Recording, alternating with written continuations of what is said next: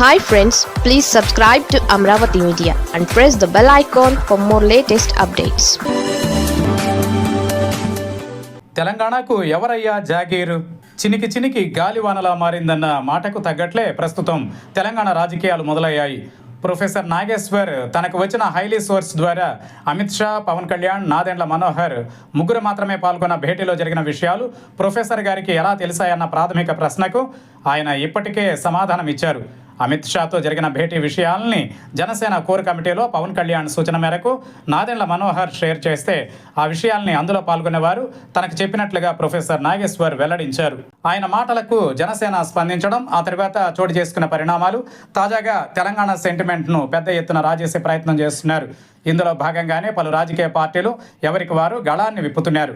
ఈ సందర్భంలోనే జనసేన గచ్చిబౌలిలో 2000 మందితో సభను నిర్వహించాలని భావించిన జనసేనాని అందుకు తగ్గట్లే పోలీస్ పర్మిషన్ కోసం ప్రయత్నించడం, అందుకు పోలీసులు నో చెప్పడం తెలిసిందే. కోర్టు సైతం సానుకూలంగా స్పందించిన నేపథ్యంలో తన ఇంటి వద్దే మీడియా భేటీ నిర్వహించారు. ఈ సందర్భంగా తెలంగాణ ఎవరబ్బా జాగీర్ కాదంటూ గళం విప్పారు. దీనికి మంత్రి పొన్నం ప్రభాకర్ మాట్లాడుతూ మిస్టర్ పవన్ కళ్యాణ్, తెలంగాణ తమ జాగీర్ అని, ఇంకెవరిది కాదని తేల్చేశారు.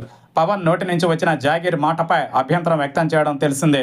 తాజాగా బీఆర్ఎస్ ముఖ్య నేత కేటీఆర్ సైతం పవన్ వ్యాఖ్యల్ని వ్యతిరేకించారు. ఇదంతా ఓకే అనుకునే వేళలో కొన్ని సందేహాలు తెర మీదకు వచ్చాయి. బరాబర్ తెలంగాణ ఎవరి జాగీర్ అనే దానికి తెలంగాణ నేపథ్యం ఉన్న 4.5 కోట్ల మందిది తెలంగాణ జాగీర్గా పేర్కొన్నారు. అంటే తెలంగాణ అన్నది తెలంగాణ నేటివ్ వాళ్ళదే అనే వాదనను ప్రశ్నించాల్సిన అవసరం లేదు.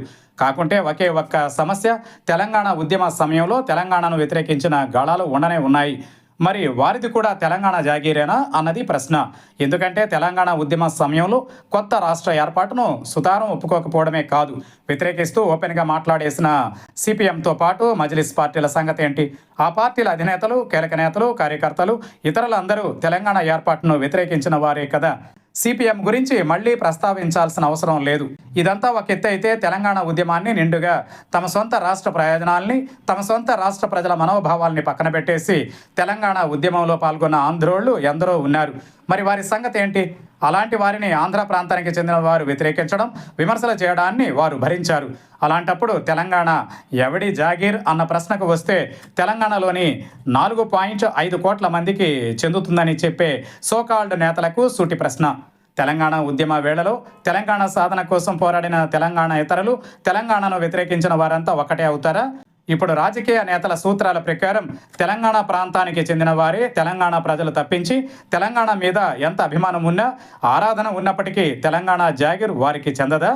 ఒకవేళ అదే నిజమైతే తెలంగాణను వ్యతిరేకించిన వారందరికీ తెలంగాణ జాగీరే అవుతుంది కదా.